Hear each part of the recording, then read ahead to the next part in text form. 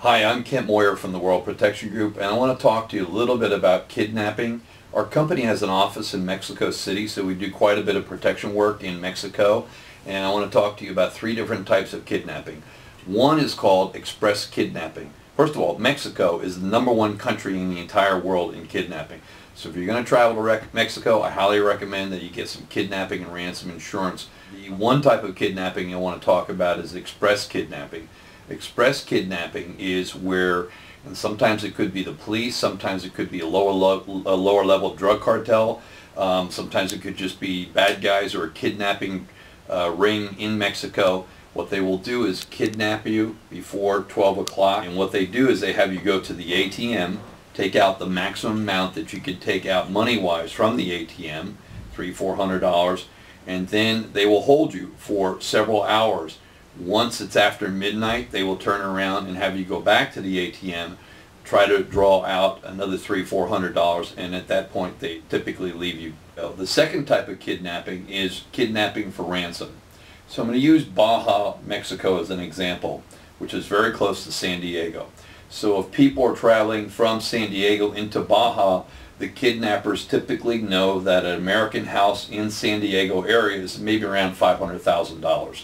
So what they will do is they will kidnap you and they will try to get a ransom, and the ransom, they know that the house is valued at $500,000, so they know maybe they can get tens of thousands of dollars, possibly $100,000. That way the family then will use the collateral in the house to go and pay for the ransom. Another type is virtual kidnapping, and this type of kidnapping is a little bit different. So, for example, let's say I'm in Mexico City, and while I'm in Mexico City, I'm leaving to go back to the United States.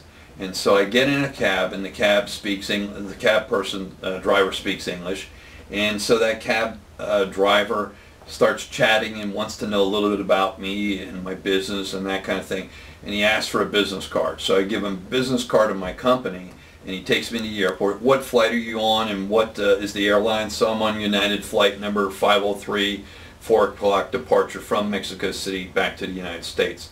So unbeknownst to me, unbeknownst to my company or family members, this person could be a kidnapper, and what he's doing is creating that he's kidnapped me.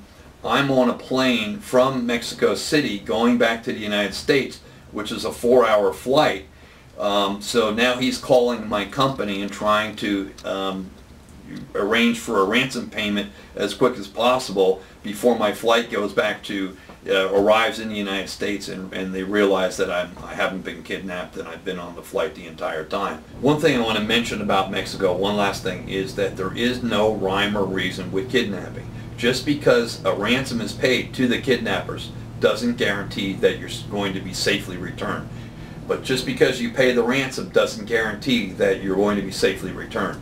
So I want you to realize that every kidnapping is different, and each one, the outcome is different in Mexico.